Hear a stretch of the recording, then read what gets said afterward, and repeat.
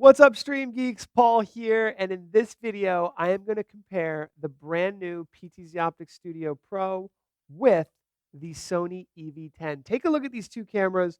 Very popular. This is the Sony EV-10 for live streaming. You can see here I've got it plugged in for live streaming, and then I've also got my Studio Pro here. So these two cameras are uh, often used for getting really high quality video for your live streams and video productions. I want to show you side by side test footage. They're quite different, really. You can see the Studio Pro is connected via PoE, so I can pull this in via NDI, but I also have an HDMI connection here. You can see I have my Sony in here, also connected via HDMI to a capture card. So I want to show these two cameras off in 1080p. Let's do it. So, got a side-by-side comparison here of the two, and these are different cameras, so I wanna do the side-by-side comparison, and I'm gonna swap kinda back and forth. I'm gonna hold up a color chart here to give you guys kinda side-by-side comparisons, and then I'm gonna show the optical zoom. But the PTZ Optics Studio Pro is a 1080p 60 FPS camera, and then the Sony EV-10 is a 4K 30 camera. Now, I've got them both set to 1080p at 30 frames a second, just so that I have kind of a similar situation here. And I'm going to do a couple things to compare these cameras, and then we'll look at them side by side. But let's do kind of full screen Studio Pro with the color chart here. You're seeing a little bit of glare because the color chart is there's a light directly on that Studio Pro camera, and then I'm going to do full screen on the Sony EV-10. So you can take some snapshots of that. You know, the Sony EV-10 does have a larger sensor, but it's interesting to think about these two cameras. We're going to look at them in different scenarios because these two cameras really perform, a little differently. And I don't have them perfectly matched up here, but you can see. Now, the thing I want to show first is the Studio Pro has an integrated 12x optical zoom lens. So I want to show how far you can remotely zoom the PTZOptics Studio Pro here. So our producer is using vMix here to zoom in to this right here, and there we go. It took a second to zoom it to focus there, but here is the color chart fully zoomed in about 10 feet away from the camera. And we can go ahead and take a look at those colors and then zoom it out. Now with the Sony EV-10, which I will switch to here, it doesn't really have any options for integrated control. So in order to zoom this camera in and out, I do need to, manually zoom it in and out. It's got a really crisp focus. That's what I have to manually twist the focus. Whereas with the Studio Pro, we can control that over IP, right? So we can control it with NDI, we can control it with vMix, we can control it with OBS. So in a lot of scenarios for live streaming, that becomes really important. So let's take a look at a side-by-side comparison chart of the tech specs for these two cameras, and then I want to talk about the kind of use cases here. So again, Studio Pro is a 1080p 60 camera. The Sony EV-10 is a 4K 30 camera. The Studio Pro has a 1/2.8-inch Sony CMOS sensor, and the Sony EV-10 has a Sony 23.5 by 15.6 millimeter APC-C CMOS sensor. So they're both Sony sensors. The Sony EV-10 has a larger sensor, so it will do better in low light. But a big difference here is the lens, right? The 12x optical zoom that's integrated in the Studio Pro is fully designed to be controllable remotely, meaning if you're deploying multiples of these cameras and you've just got one producer, that remote control capability is really nice because you don't have to manually kind of twist the interchangeable lenses that are available on the Sony EV-10. Now, on the Sony EV-10, if you're using it for photography, if you're using it for vlogging, interchangeable lenses are very nice because you can change things. The lens we just showed is a 10 to 18 millimeter kit with an f-stop of 4. Now, from a video connection perspective, the Studio Pro features HDMI, it's got USB-C, and it also supports NDI, which is very nice for multicam connections and if you're using IP video, connecting an Ethernet cable to the camera and connecting it to multiple systems on your network like vMix, OBS, Wirecast, or a TriCaster. The Sony EV-10 is not Ethernet connected, right? So it's got HDMI and it's got USB. And you can also record to an SD card.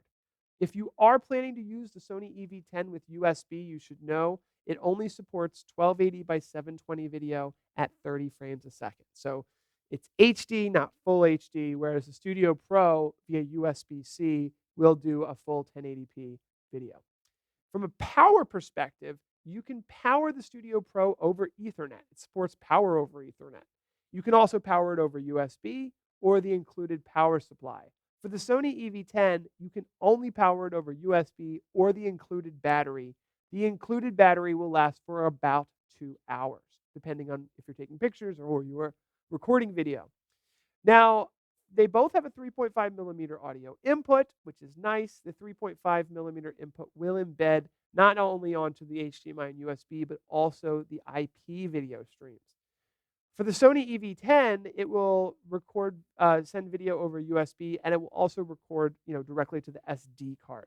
So in general, better for photography, better for vlogging, and the Studio Pro better for like installed environments, right? From a unique perspective, the unique feature, the Studio Pro does have an included light, and it also supports portrait mode, meaning it can switch from 16 by 9 to 9 by 16 very easily. And you should check that out. It's pretty interesting for creating some new types of phone-friendly, mobile-friendly video. The Studio Pro can also live stream directly to YouTube and Facebook with RTMP streaming, something that's quite interesting. Whereas with the Sony, it will definitely need to be connected to your computer, but it does have a flip-out screen, which is a touch screen that's very nice. There's a lot of unique features like 120 frame per second recording, which is nice for slow motion.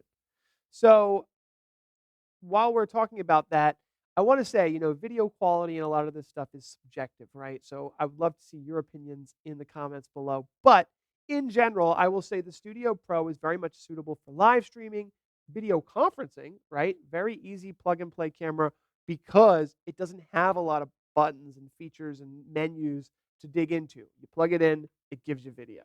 Now, of course, the Studio Pro does have a IP address that you can go to connect to it, and maybe it's worth kind of looking at that really quickly. If we go to the IP address of the Studio Pro, you can log into it, and you can get a lot of control over this camera through the connection here. You can see how you get live video preview, all the different streams and streaming settings, the NDI settings, etc., etc.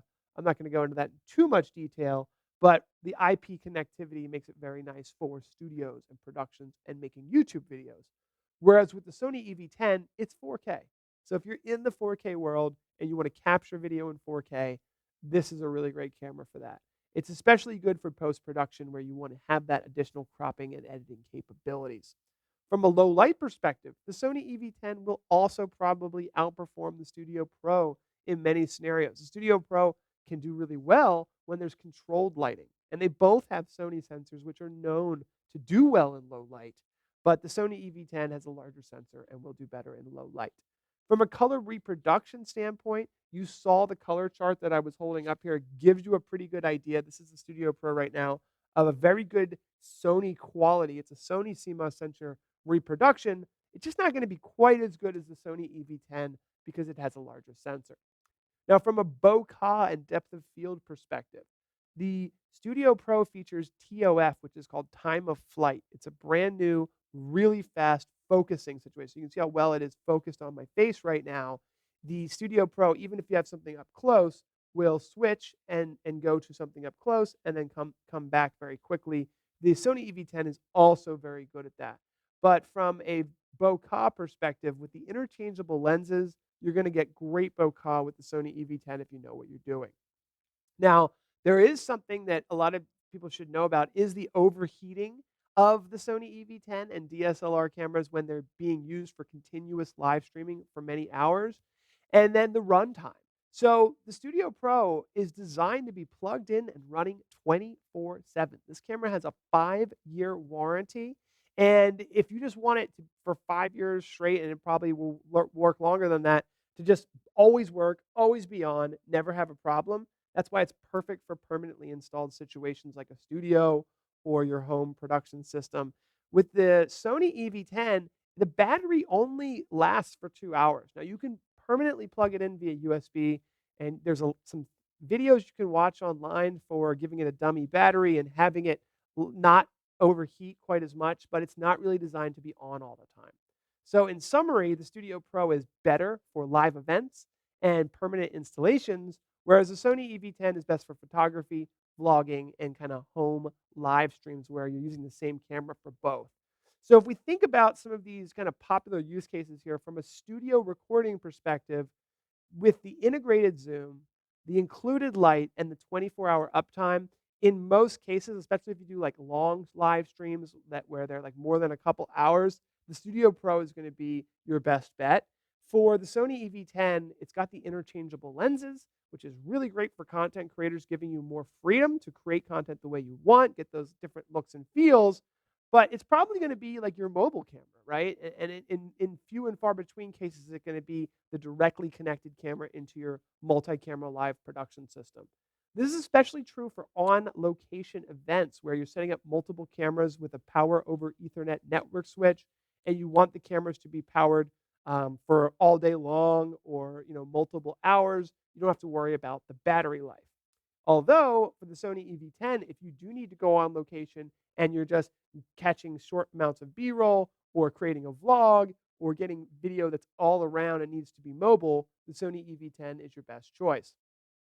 From a podcast interview perspective and a live event perspective, the Studio Pro supports NDI, which allows you to very quickly and easily deploy multiple cameras on a network and bring them into a software like OBS, vMix, or Wirecast. In that case, the Studio Pro really shines.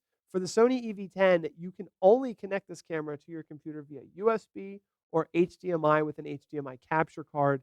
Both of those have cabling limitations and are not really practical for multi-camera setups in a lot of scenarios. So again, the interchangeable lenses are nice, but let's be honest, this is a photography camera, this is a vlogging camera.